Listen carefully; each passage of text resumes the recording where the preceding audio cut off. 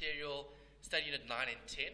It's all theory now. So when looking at your study guide, you'll see what unisa does is they break up the different sections into different units. So for example, 9 is inventory, 10 is property, plant and equipment, 11 is, I think it's debtors or creditors, one of the two, and they split everything up. Later on, when we look at financial statements, then you bring all of it together. Right, so you need to know each of these different study units well in order to apply your theory to the question, to the appropriate question. Okay. First things first is inventory. Let's discuss what it is. How are companies able to generate a profit? What do? They buy and sell goods, or they provide a service. So as a law practitioner, what are you guys going to be dealing with more? Providing services. Okay, you're not really selling products. Okay, but if you do have products that you are selling, okay, maybe you have, what do they call it, like reports. Maybe you're selling a report, or maybe you're selling a book. Maybe you're a distributor of law textbooks, or you're a distributor of law cases, or whatever the thing is. Maybe you have something that you've generated as a product, a book, a journal, or something that you can maybe sell, perhaps. Okay, but as you said, in law, it's all going to be services, okay, offering your time, okay, and then billing your time. Right, so when focusing on inventory, this must be applicable to a business that buys and sells stock. So in other words, a trading entity. A service entity won't have inventory because a service entity will be operating and providing a service. Only a trading entity will have inventory. So what is inventory? Well, it's quite a broad definition. Inventory is literally anything that is available in the business that's going to be used for a sale. And that could be something like raw materials.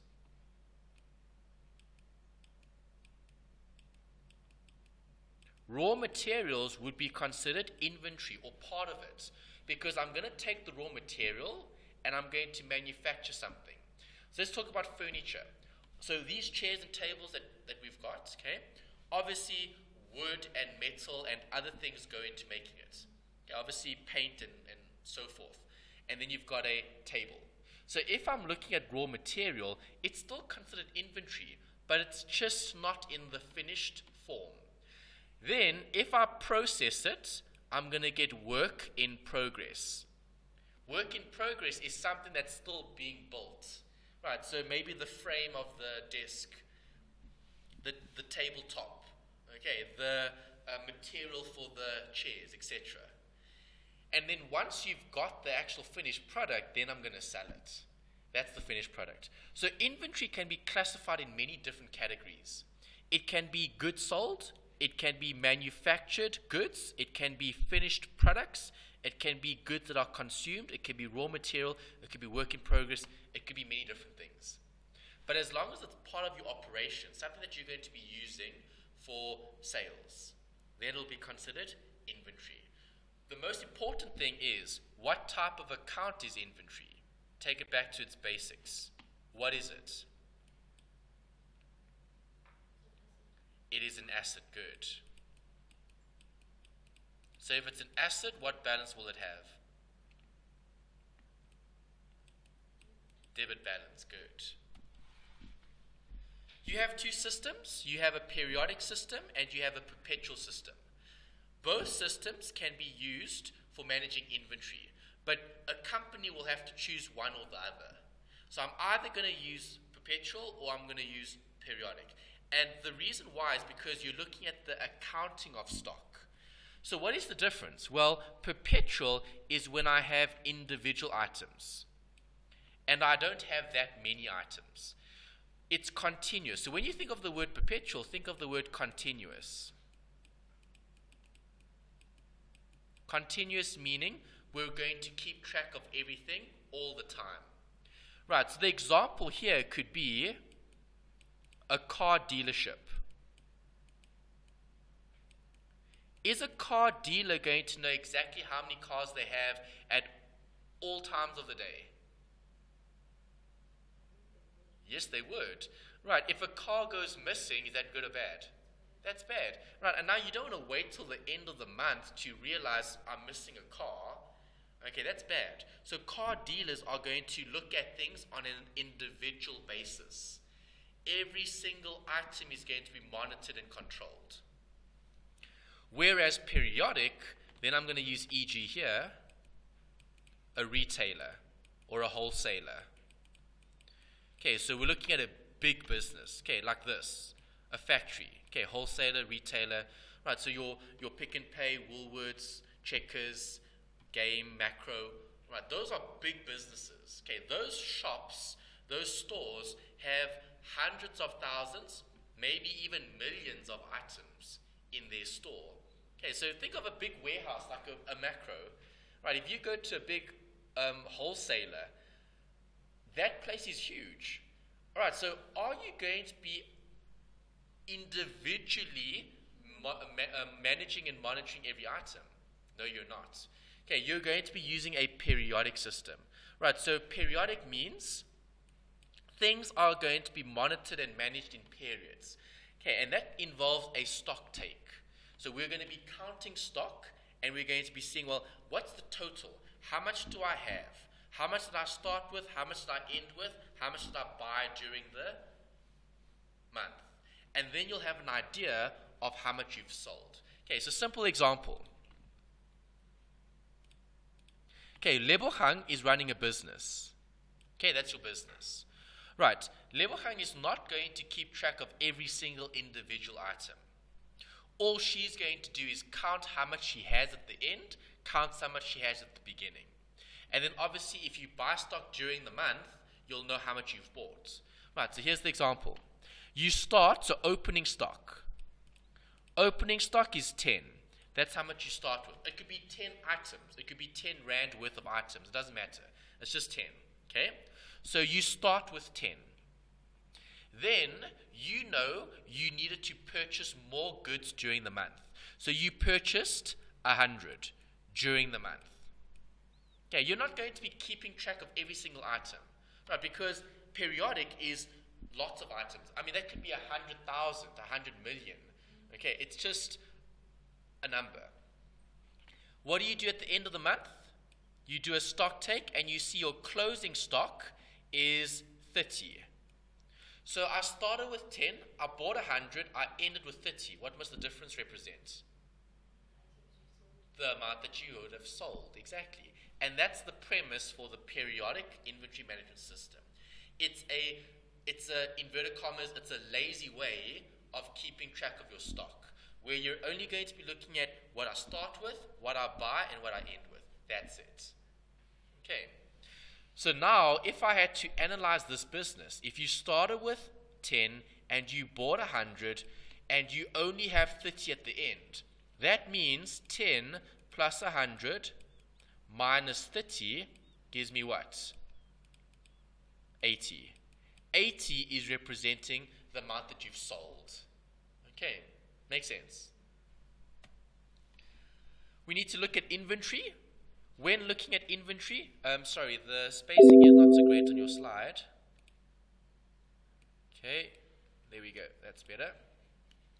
Right, when looking at inventory, we need to know what inventory is going to be valued at. Right, value for inventory means what? The cost price. How much did it cost us? Right, so if I'm buying stock, I need to know how much the stock cost us, because the stock is going to be recorded in the books of the business. Then I'm going to have opening stock, I'm going to have purchases, I'm going to have other, I'm going to have returns, I'm going to minus closing stock. So this is a very, very, very, very, very important formula. Make sure you know it.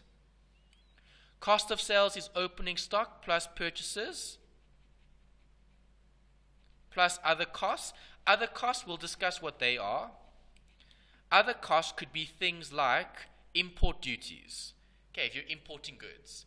It could be travel. Okay, so transport, delivery costs. Okay, delivery costs of getting the stock into the business. Okay, so if I'm focusing on cost of sales, I'm looking at how much did the company actually sell. That's what I'm looking at. So what are some common inventory scenarios? Well, the first one would be, I'm going to sell stock. That's one. Second, I'm going to buy stock. That's another. What other common scenarios could you get that would involve inventory?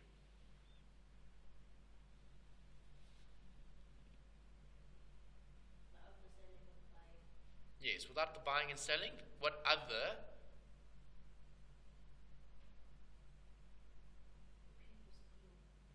Theft. Okay, so stock can be stolen. Theft could be a problem. What else?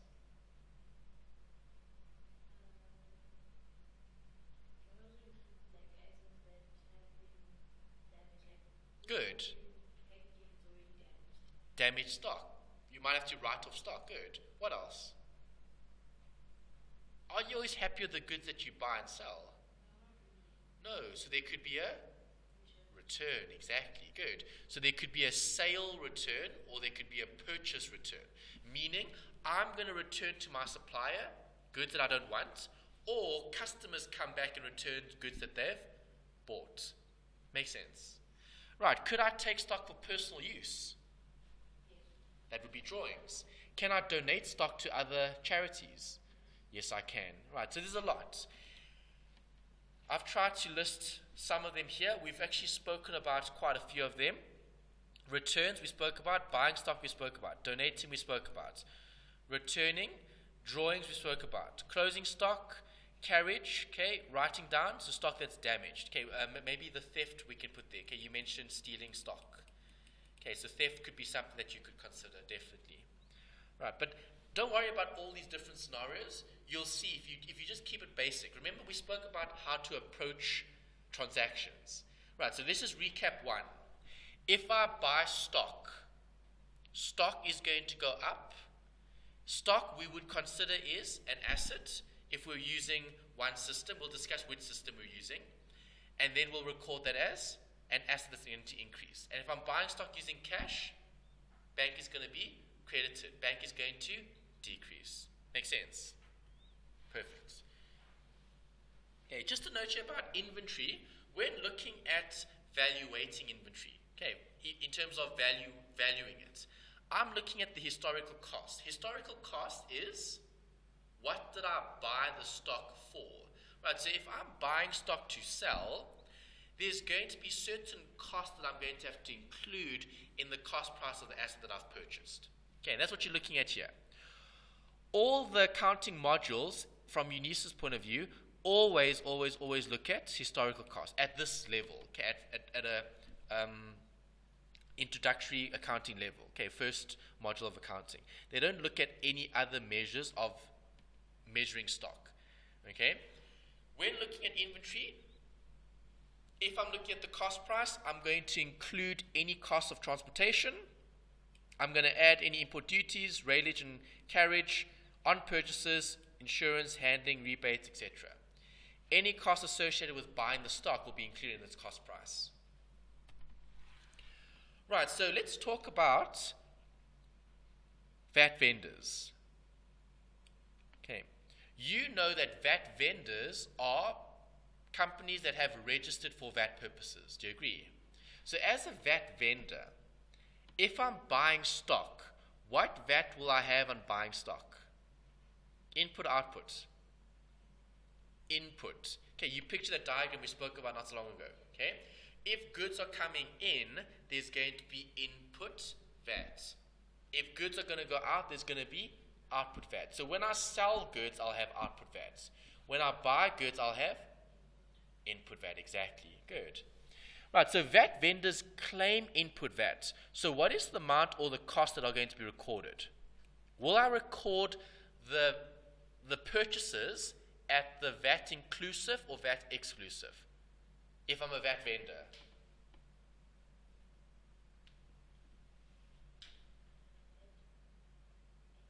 Correct. VAT exclusive. So your inventory or your purchases are going to be excluding the VAT. Okay, so make sure you make a note of that. VAT vendors are going to record inventory or purchases at the VAT exclusive amount. And then you need to do some of your mathematics. Okay, take off the VAT. Take off the 14%. If I'm a non-VAT vendor and I'm buying goods to sell, what am I going to record as the cost of the goods that I'm going to be selling? If I'm a non-VAT vendor. VAT inclusive or VAT exclusive? VAT inclusive. Good. So then I'm going to debit the inventory or purchases and credit the bank or the creditors. Okay, so basics still apply. You're either going to be buying stock using cash or buying stock using credits. Makes sense? Okay, this is just something that I've put in purely because of this stock taking, okay, counting stock, and a little bit of mathematics. Sometimes you get a markup on cost. Okay, markup on cost, then you would have to calculate the gross profit. Okay, you can go backwards and forwards in terms of the equation.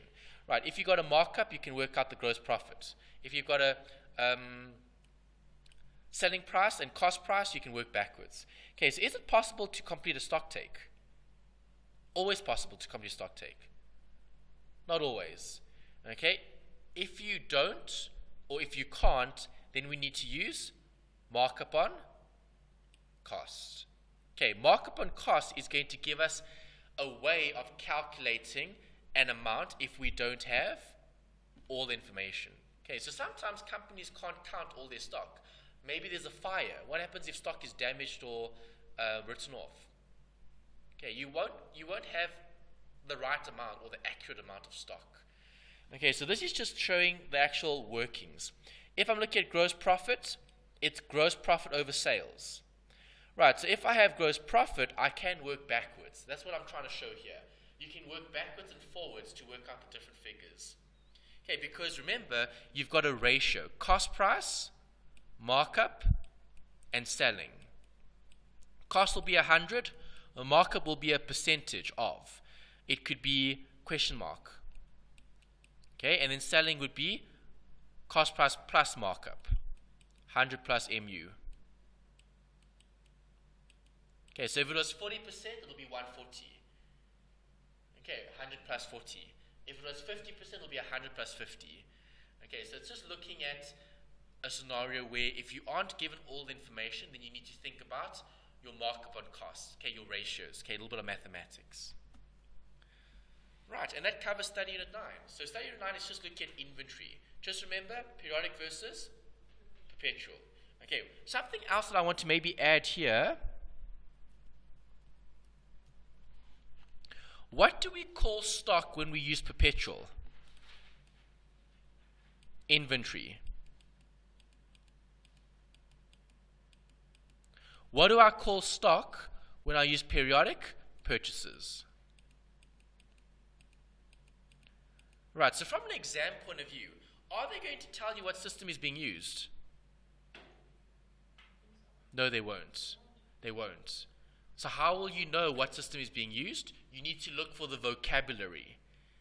Okay, so you need to scan the question and you need to look for the word inventory or the word purchases. And you're going to also scan the question and you're going to look for cost of sales. Okay. If you see cost of sales, what system? Perpetual. If you don't see cost of sales, it's probably going to be periodic. If you see purchases, what system? Periodic, yeah. So those are the two key words that I would be looking for. Okay, I'd be looking for the word purchases or the word cost of sales. Okay, you've got the October, November 2016 exam there by you. Okay, just turn to, I think it's question 3. Question 3 had a trial balance, if I'm not mistaken.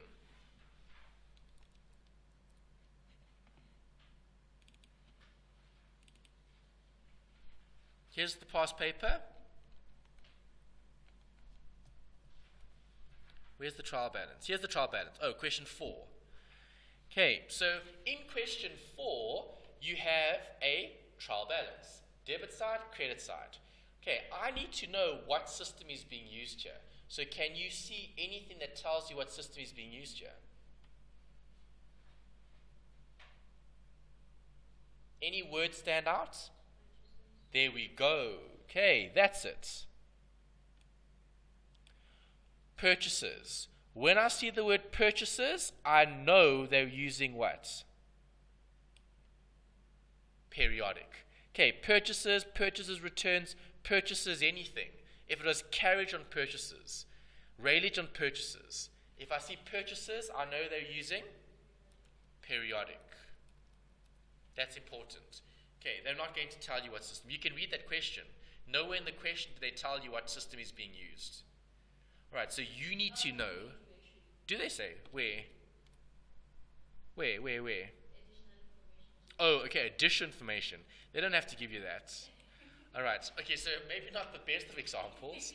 Okay, so, yes, okay, but yeah, so in this exam, the students were lucky. They were told what system was being used. Okay, obviously, you would have to know.